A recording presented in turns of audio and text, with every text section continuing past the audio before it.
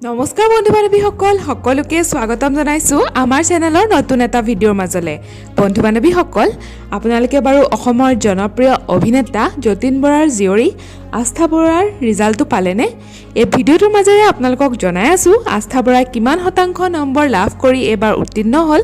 গতিকে ভিডিঅ'টো অকমানো স্কিপ নকৰাকে শেষলৈকে চাব বুলি আশা কৰিলো। পোনপ্ৰথমে আমাৰ এই চেনেলটিৰ ফালৰ পৰা এবাৰ মেট্ৰিক আৰু হায়াৰ ছেকেণ্ডাৰীত উত্তীৰ্ণ হোৱা সকলো লৈকে শুভকামনা জনাইছো। যতীন বৰাৰ জীয়ৰী আস্থা বৰাই এবাৰ 91% নম্বৰ লাভ কৰি উত্তীৰ্ণ হৈছে। কিন্তু তেওঁ সেৱা বোৰ্ডৰ পৰা পৰীক্ষা দিয়া নাছিলে, তেওঁ পৰীক্ষা দিছিলে ICSE বোৰ্ডৰ পৰা। আমাৰ এই চেনেলটিৰ ফালৰ পৰা তেওঁলৈ জনাইছো অলেখ শুভকামনা।